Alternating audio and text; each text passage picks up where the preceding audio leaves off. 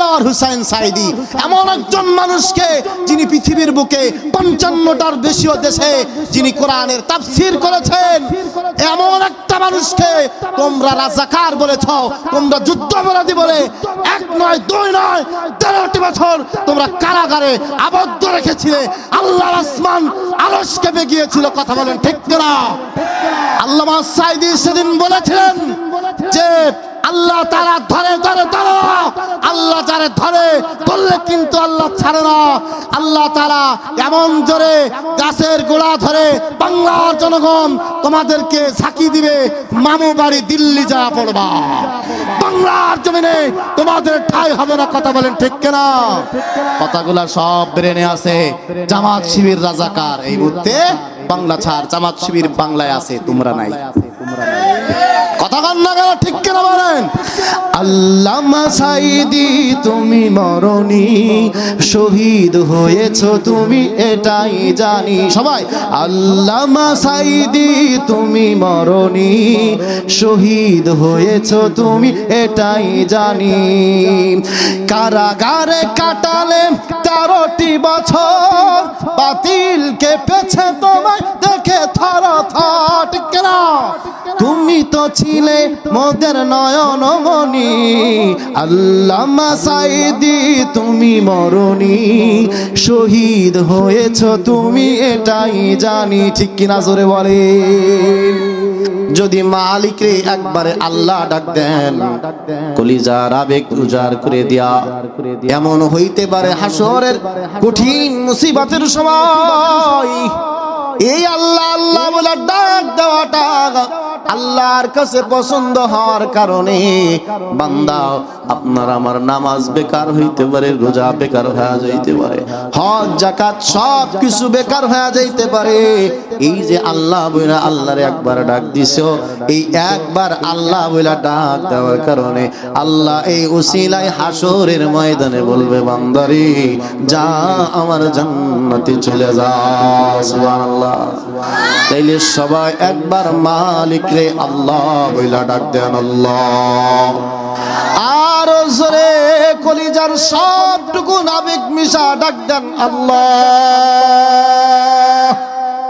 কোরআন এমন একটা গাইডলাইন, এমন একটা জীবন ব্যবস্থা,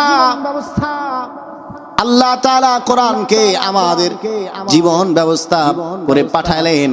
এই কোরআন কি, কোরআন কেন আসলো, কোরআনের নাম কি, কোরআনকে কে পাঠালো, কার উপরে পাঠালো, এগুলো জানার দরকার আছে না? না। আল্লাহ তাআলা ওই সব প্রশ্নগুলোর উত্তর আল্লাহ তাআলা কোরআনের মধ্যে চমৎকার করে বলে দিয়েছেন। আপনি যদি কোরআন খোলেন আর যদি আপনার মনে যদি প্রশ্ন জাগে যে কোরআনের নাম কি, কোরআনের নাম কি, যদি আপনার প্রশ্ন জাগে মনের মধ্যে, আপনি কোরআন খোলেন, কোরআনের মধ্যে আল্লাহ চমৎকার করে আল্লাহ বলে দিয়েছেন, বাল হুয়া কুরআনুম মাজিদ। চিৎকার দিয়ে বলেন আল্লাহু আকবার। কোরআনের কাছে প্রশ্ন করলাম, কোরআন তোমার নাম কি? যদি প্রশ্ন করি তাহলে কোরআন খুললেই আমরা দেখতে পাবো কোরআনের নাম হলো কোরআন মাজিদ। জোরে বলেন কি? কোরআন মাজিদ। এই কোরআনকে যদি আমরা প্রশ্ন করি, এটাও বুঝলাম কোরআন। এবার তুমি একটু আমাদেরকে শোনা দাও, ও কোরআন তোমার নাম কোরআন মাজিদ, এটা আমরা বুঝলাম। কোরআনকে যদি আমরা প্রশ্ন করি, আরে কোরআন যদি খুলি, যদি বলি যে কোরআন তুমি কোথা থেকে এসেছো, কোরআন কোথা থেকে আসলো, জানার দরকার আছে না নাই? কার কার দরকার আছে? সবার। তাহলে সবাই কথা বলবেন। কোরআনকে এবার প্রশ্ন করলাম, কোরআন বলো বলো তুমি কোথা থেকে এসেছো? কোরআন আমাদেরকে, কোরআন খুললে আমরা দেখতে পাবো কোরআনের মধ্যে আল্লাহ তাআলা চমৎকার করে আল্লাহ বলে দিয়েছেন, ফি লাউহিম মাহফুজ। আল্লাহু আকবার। লাউহে মাহফুজ থেকে সংরক্ষিত থাকার পর আল্লাহ তাআলা প্রয়োজন অনুপাতে আল্লাহ তাআলা এই জমিনে কোরআন আল্লাহ নাজিল করেছেন। সুবহানাল্লাহ। কোরআনকে যদি এবার প্রশ্ন করে, ও কোরআন, বুঝলাম তোমার নাম কোরআন মাজিদ, তুমি লাউহে মাহফুজ থেকে আল্লাহ তোমারে নাজিল করছে, এই দুইটা বুঝছি, এবার বলো তোমাকে যিনি নাজিল করছেন তিনি কে? দরকার আছে না নাই? স্বাভাবিকভাবে আমরা গ্রামগঞ্জের মানুষ হইলেও যারা শহরের মানুষ এটা বেশি বুঝবে যে ডেলিভারি ম্যান আসে না, অনলাইনে অর্ডার দিলে আসে না, অনলাইনে অর্ডার দিলে ডেলিভারি ম্যান আসে। যদি কারোর নামে পার্সেল আসে তো কে পাঠিয়েছে, কি পার্সেল পাঠাইছে, পার্সেলের নাম কি, এই সব কিছু কিন্তু ডেলিভারি ম্যান জানে বা জানার দরকার হয়। ঠিক তদ্রূপ ভাবে আল্লাহ তাআলা কোরআনকে যে আমাদের জন্য পাঠালেন, আল্লাহ তাআলা কোরআনের কাছে আমরা প্রশ্ন করব, কোরআন তোমাকে কে পাঠিয়েছে? তো কোরআন খুললেই, আপনি আমি কোরআন খুললেই কোরআনের মধ্যে দেখতে পাবো আল্লাহ তাআলা চমৎকার করে বলে দিয়েছেন, তানজিলুম মির রাব্বিল আলামিন।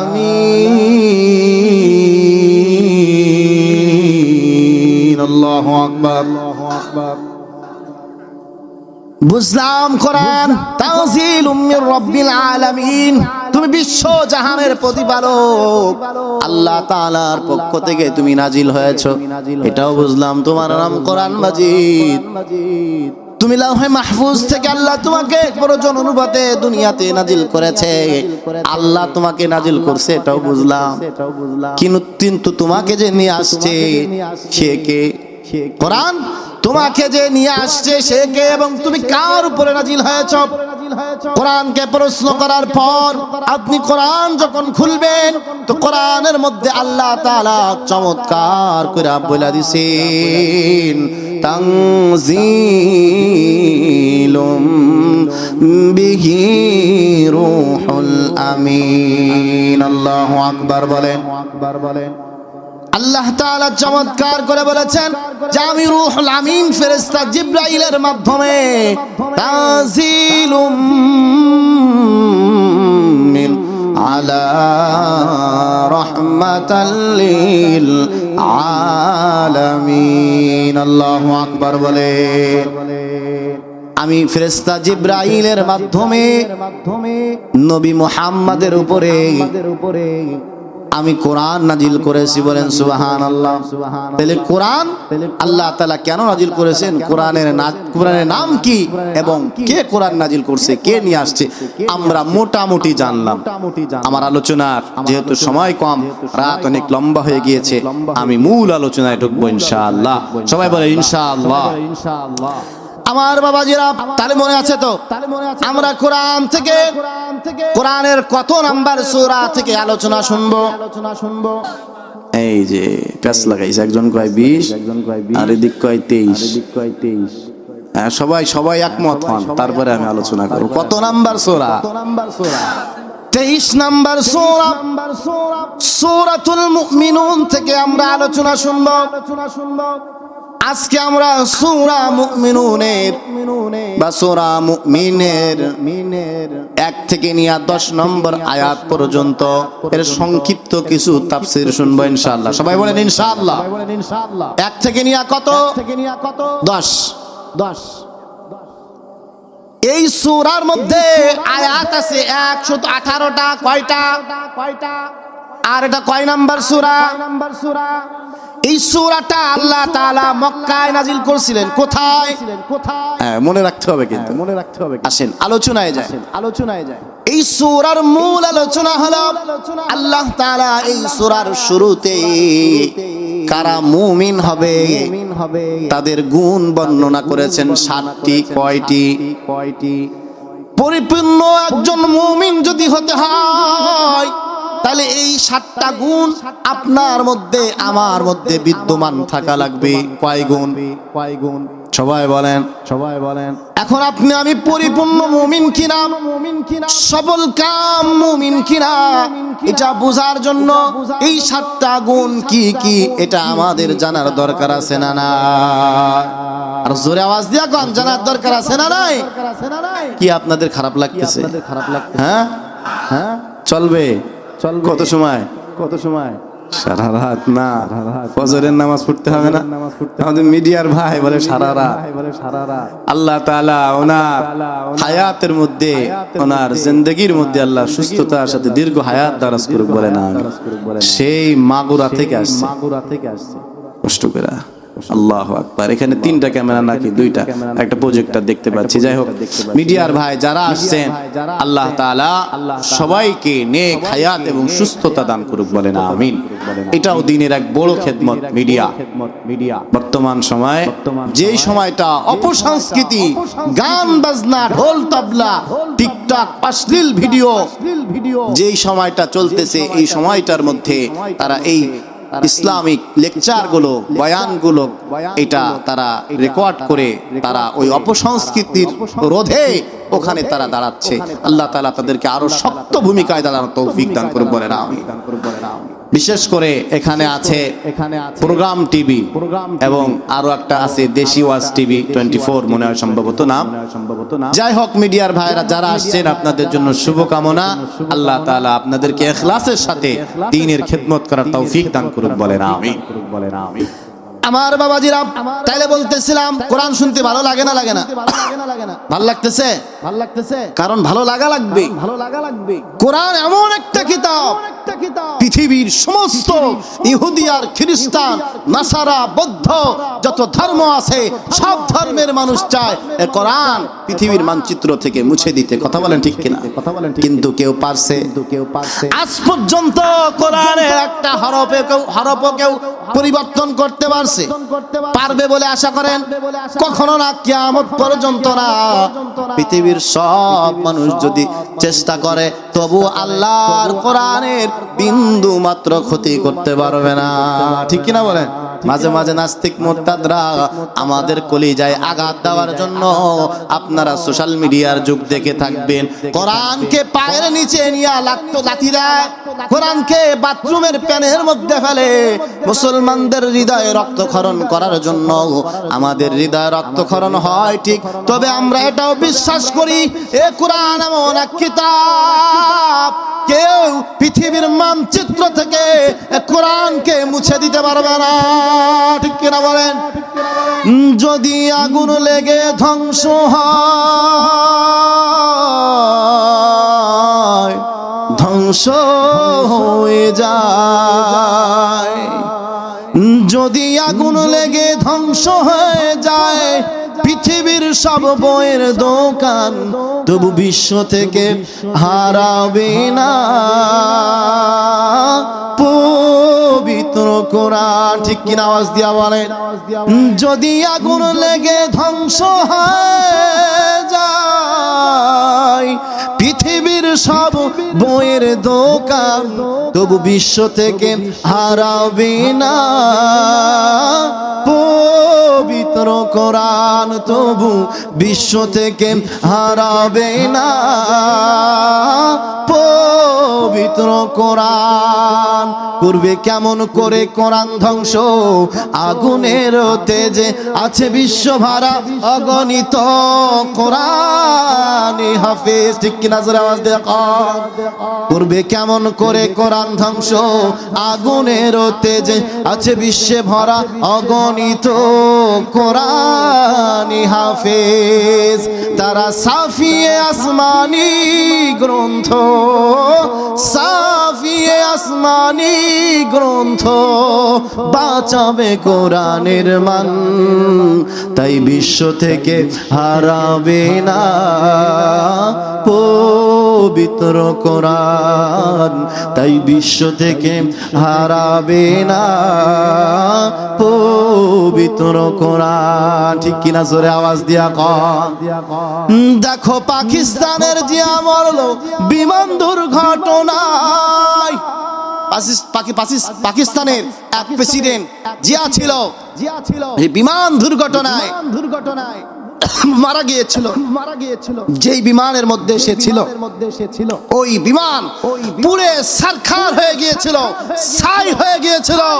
মেজর জিয়ার বুক পকেটে একটা ছোট্ট কোরআনের কপি ছিল, কোরআনের কপির একটা অক্ষর পড়ে নাই। বলেন সুবহানাল্লাহ। দেখো পাকিস্তানের জিয়া মরলো বিমান দুর্ঘটনায়, বিমান পুড়ে ছাই হইল, বিমান পুড়ে ছাই হইল, কোরআন পুড়ে নাই। কোরআন যেমন ছিল তেমন আছে, কোরআন যেমন ছিল তেমন আছে, একটি সূরাও হয়নি ম্লান, তাই বিশ্ব থেকে হারাবে না পবিত্র কোরআন, তাই বিশ্ব থেকে হারাবে না পবিত্র কোরআন। কোরআন হারাবে নাকি? আস্তে কোন কোরআন হারাবে না এই বিশ্বাস আমাদের আছে। নাস্তিক মোতরাদ্দা যতই ফালাফালি করুক, লাফালাফি করুক, আমরা ওটা ডরাই না। ডরাইনি? আওয়াজ করে বলেন ডরাই। তাহলে আমরা বয়ান শুনতেছিলাম, তাফসীর শুনতেছিলাম, সূরা মুমিনুন থেকে আমরা শুরু করি। চলেন আল্লাহ তাআলা এই সূরার মধ্যে মুমিনদের 7টা গুণ বর্ণনা করেছেন। কয়টা? আরো জোরে, জোর হলো না। কয়রার মুসলমান, সুন্দরবনের একেবারে বাঘ মামার দেশের এলাকার মুসলমান। এই আপনাদের এখান থেকে সুন্দরবন অল্প পথ না? কত সময় লাগে? হ্যাঁ, 10-15 মিনিট। তো আপনারা বাঘের এলাকার লোক, আপনাদের গর্জন হবে বাঘের মতো। আমরা সূরাতুল মুমিনুন থেকে আলোচনা শুনছিলাম। একজন মুমিন সফল কাম হইতে গেলে তার মধ্যে কয় গুণ থাকা লাগবে? 7 গুণ। কয় গুণ? আরো জোরে। চলেন আমরা আলোচনায় যাই। আল্লাহ তাআলা চমৎকার করে আল্লাহ তাআলা কোরআনুল কারীমের মধ্যে আল্লাহ তাআলা বলে দিয়েছেন, কদ আফলাহাল মুমিনুন। আল্লাহু আকবার। আল্লাহ তাআলা বলেন ওই সমস্ত মুমিনরা সফল কাম বা সফল কাম মুমিন তারা। বলে কারা সফল কাম? এবার আমরা জানবো। 1 নাম্বার গুণ, আল্লাযীনা হুম ফি সালাতিহিম খাশিউন। আল্লাহু আকবার। মুমিন বান্দা বান্দির 1 নাম্বার গুণ হবে, মুমিনরা যখন নামাজে দাঁড়াইবে তখন মুমিন খুশু খুজুর সাথে, বিনয়ের সাথে, নরমতার সাথে, ভদ্রতার সাথে নামাজে দাঁড়াবে। তাহলে 1 নাম্বার গুণ, যখন একজন মুমিন বান্দা নামাজে দাঁড়াইবে তখন বিনয়ের সাথে নামাজে দাঁড়াবে। কিসের সাথে বলেন? বিনয়ের সাথে দাঁড়াবে। অনেক মুসাল্লি আছে যারা নামাজ পড়ে ঠিক, কিন্তু বিনয়ের সাথে না, ছটফট করে মসজিদে যায়, মসজিদ থেকে বের হতে পারলেই বাঁচে। আছে না? না আছে না? নামাজ কয়েক প্রকার আছে। আমি কয়েক প্রকার মুসাল্লির নাম জানি। যেমন 1 নাম্বার মুসাল্লি হলো 5 ওয়াক্ত যারা নামাজ পড়ে, যাদের কলিজাটা, যাদের হৃদয়টা মসজিদের সাথে বাঁধা। আছে না? না। ঝড় হোক, বৃষ্টি হোক, তুফান হোক, যা হোক না কেন, আজান যদি হয়ে যায় চাচার বিছানায় আর পিঠ দিতে ইচ্ছা করে না, এমন মানুষ আছে না? নাই? আছে না? এই হলো 1 নাম্বার খাঁটি মুসাল্লি। 2 নাম্বার মুসাল্লি হলো একটু ফেজাল্লা মুসাল্লি। বলবেন হুজুর কেমন? বলে 2 নাম্বার মুসাল্লি, এরা হলো সাপ্তাহিক মুসাল্লি। কি মুসাল্লি? কি মুসাল্লি? সবাই কোন সপ্তাহে একদিন কি বার? এরা হলো সাপ্তাহিক মুসাল্লি। আরেক দল মুসাল্লি আছে, এরা 5 ওয়াক্ত না, এক সপ্তাহ পর একদিনও না, এরা হলো বাৎসরিক মুসাল্লি। কি মুসাল্লি? সবাই কোন মানে 2 ঈদে, উরে বাবা, মানে এর কি খাবার আতর মাইকে, মোটামুটি সেন্টের মাইকে ঈদের দিন একবার জায় নামাজ একটা নিয়ে সবার সামনের কাতারে বিছাই দিয়ে বাস। কিন্তু ঈদের নামাজ এত সুন্দর করে পড়লো, অথচ ওই বেচারা ওই দিনের ফজরের নামাজ, ফরজ নামাজ ওইটা পড়ে। আছে না নাই বলেন? বানায় বলতেছি না, সব আপনাদের গায়ে লাগতেছে। আছে আপনাদের এলাকায় এমন লোক আছে। আবার এমন নামাজি আছে বলে নামাজও পড়ে, আবার অন্যের জমিনের আইলো ঠেলে। নাই কয়রা নাই, এ গোবরাই নাই, হ্যাঁ বলে নামাজও পড়ে, 5 ওয়াক্ত নামাজও পড়ে, মুখে দাড়িও আছে। নামাজ শেষ করার সাথে সাথে চাচা চায়ের দোকানে যায় ঠ্যাঙের উপরে ঠ্যাং ওটা দিয়া ওই যে বৌমা আছে না, ওই যে টিভির দিকে মেয়েদের ডান্স দেখে, হিন্দি মুভি দেখে, নাটক সিনেমা কৌতুক দেখে না আছে আছে বলে এখন কথা বলছে। মুরব্বিরা এবার ঠান্ডা হয়ে গেছে, কমন পড়ছে। তারপরে কিছু মুসাল্লি এমন আছে যারা 5 ওয়াক্ত নামাজ পড়ে, মাগার সুদের সাথে সম্পর্ক আছে না নাই? ঘুষের সাথে সম্পর্ক আছে না নাই? অনেক সরকারি চাকরিজীবীর কথা আমি জানি, বাবা অহংকারী না, আল্লাহর শুকরিয়া আদায় করার জন্য বলতেছি। আমি যেই মহল্লায়, আমি যেখানে নামাজ পড়াই, আমার পিছনে সরকারের একেবারে ঊর্ধ্বতন কর্মকর্তা যারা আছে, মন্ত্রী পরিষদের মন্ত্রী সচিব আমার পিছনে নামাজ পড়ে। আমি যেই মসজিদের মধ্যে নামাজ পড়াই, আমার পিছনে পুলিশের গোয়েন্দা বিভাগের বড় অফিসার নামাজ পড়ে। আমি যেখানে নামাজ পড়াই, আমার পিছনে প্রত্যেক শুক্রবারে কম করে হইলেও 15 থেকে 20 জন স্কুলের শিক্ষক নামাজ পড়ে। আলহামদুলিল্লাহ বলে। এই জন্য আমি জানি অনেক ঘটনা এমন জানি, অফিসার 5 ওয়াক্ত নামাজ পড়ে, আবার কোন ঘুষ ছাড়া তার কলম চলে না। সরকারি চাকরিজীবী, সরকারি চাকরি করে, ওই চাকরিটার জন্য, ওই সই দেওয়ার জন্য সে চেয়ারে বসছে। সরকার তারে বসাইছেই সই দেওয়ার জন্য, আর তার জন্যই সরকার বেতন দেয়। আছে না নাই বলেন? সরকার বেতন দেয় সই দেওয়ার জন্য, কিন্তু তার ঘুষ ছাড়া তার কলমের নিব ঘরে না। ঠিক আছে না নাই? জোরে বলেন আছে না না?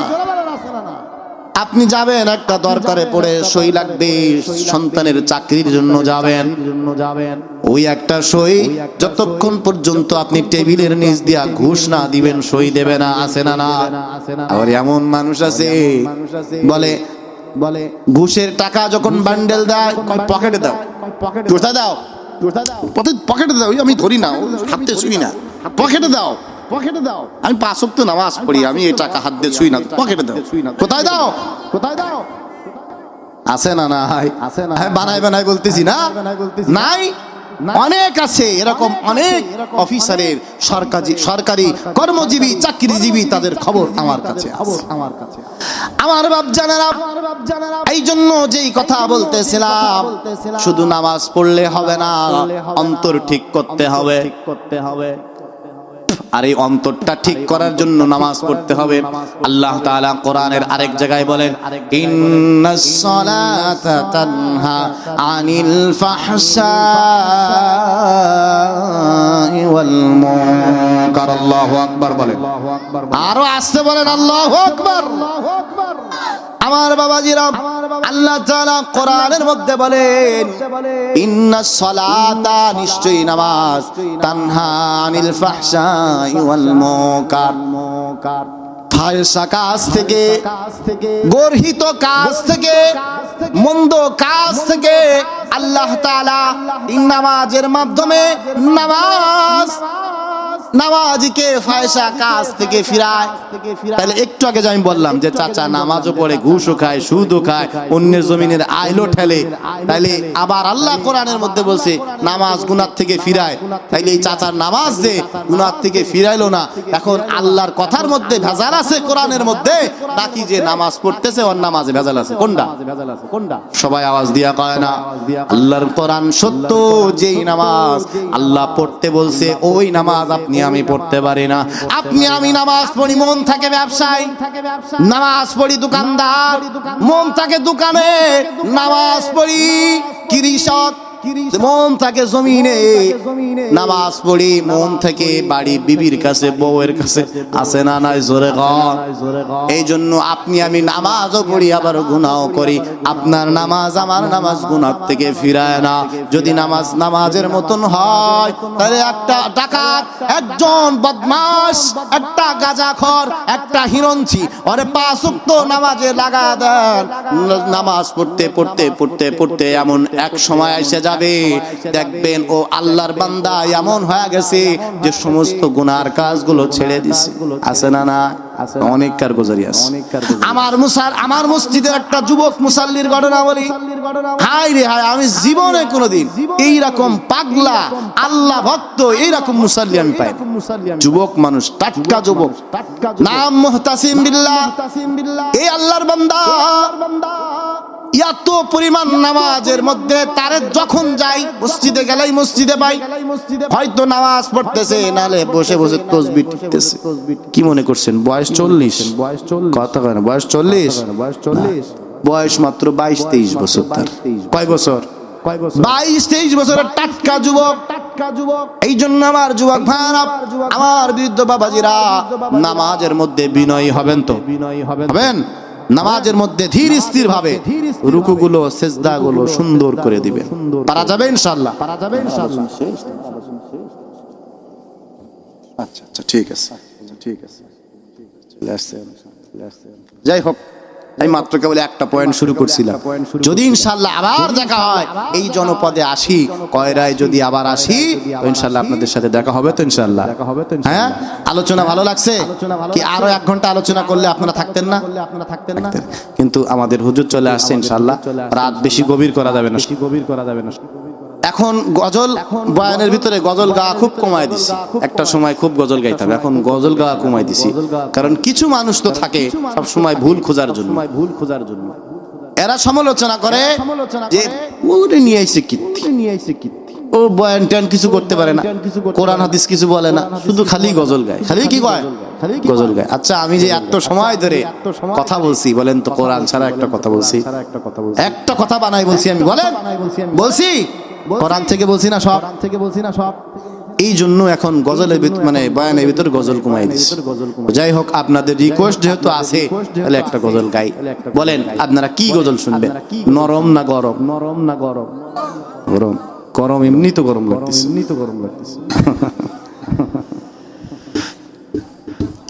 বিদ্রোহী বিপ্লবী মৌলবাদী কেন জঙ্গিবাদী? চলবে?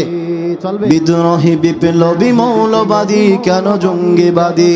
সত্যের পক্ষে গান গাই বলে আমি বিদ্রোহী, সত্যের পথে ডাকি বলে আমি বিপ্লবী, কোরআনের কথা বলি তাই বলে আমাকে মৌলবাদী, জিহাদের কথা বলি তাই বলে আমাকে জঙ্গিবাদী। বলতো না?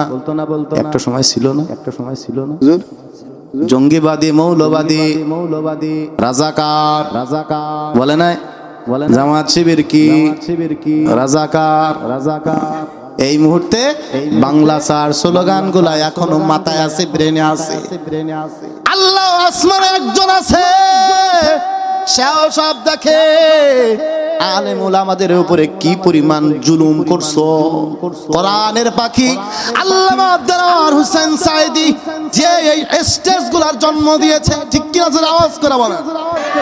এই যে আমরা এখন কোরআনের স্টেজে কথা বলি, এই যে মাইক, এই যে আমার এই যে মন সুন্দর করে সাজাইছে আমার হাফেজ মাওলানা রবিউল ইসলাম যে আদিবাই, এত সুন্দর করে এই যে আয়োজন করছে, এটা শিখছি আমরা কোত্থেকে? বক্তারা বলে জন্ম দিছে আল্লামা দেলোয়ার হোসেন সাঈদী, এমন একজন মানুষকে যিনি পৃথিবীর বুকে 55টার বেশিও দেশে যিনি কোরআনের তাফসীর করেছেন, এমন একটা মানুষকে তোমরা রাজাকার বলেছ, তোমরা যুদ্ধাপরাধী বলে 1 নয় 2 নয় 13টি বছর তোমরা কারাগারে আবদ্ধ রেখেছিলে। আল্লাহর আসমান আরশ কেঁপে গিয়েছিল। কথা বলেন ঠিক না? আল্লামা সাঈদী সেদিন বলেছিলেন যে আল্লাহ তারা ধরে ধরে ধরো, আল্লাহ যারে ধরে ধরলে কিন্তু আল্লাহ ছাড়ে না। আল্লাহ তারা এমন জোরে গাছের গোড়া ধরে বাংলার জনগণ তোমাদেরকে ঝাঁকি দিবে, মামু বাড়ি দিল্লি যা পড়বা, বাংলার জমিনে তোমাদের ঠাঁই হবে না। কথা বলেন ঠিক কিনা? কথাগুলা সব ব্রেনে আছে। জামাত শিবির রাজাকার এই মুহূর্তে বাংলা ছাড়, জামাত শিবির বাংলায় আছে, তোমরা নাই। কথা কন না কেন? ঠিক কিনা বলেন? আল্লামা সাঈদী তুমি মরনি, শহীদ হয়েছো তুমি এটাই জানি। সবাই আল্লামা সাঈদী তুমি মরনি, শহীদ হয়েছো তুমি এটাই জানি। কারাগারে কাটালে 13টি বছর, বাতিল কেঁপেছে তোমায় দেখে থরথর। ঠিক কিনা?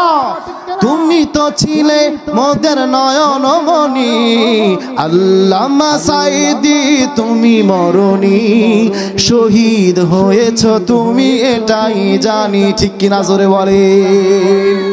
বিদ্রোহী বিপ্লবী মৌলবাদী। কি রে ভাই, মনিটর বন্ধ কে? মনিটর বন্ধ কে?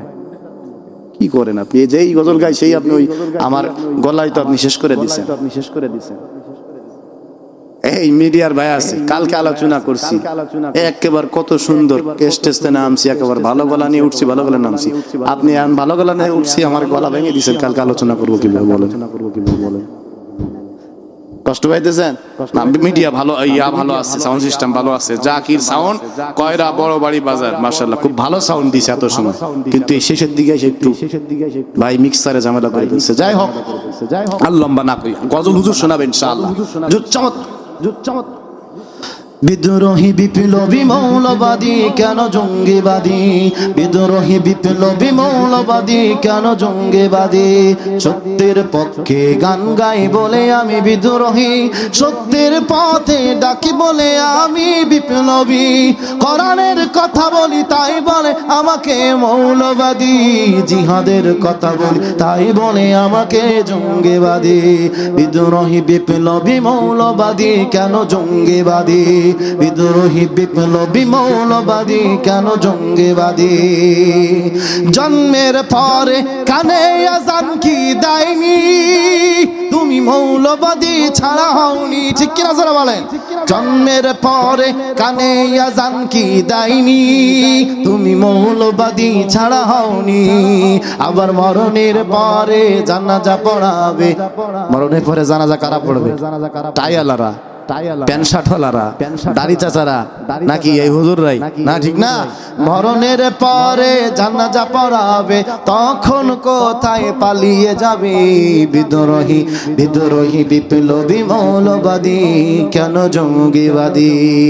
এজন্য হুজুররা বিপ্লবী বিদ্রোহী বিপ্লবী মৌলবাদী, জঙ্গিবাদী নয়। হুজুররা আপনাদের বন্ধু, আলেম ওলামারা আপনাদের বন্ধু। আলেম ওলামাদের সাহায্য করবেন। আলেম ওলামারা যখন কোনো ভালো উদ্যোগ নেয়, ভালো কাজ করে, সর্বদিক থেকে সাহায্য করবেন তো ইনশাআল্লাহ।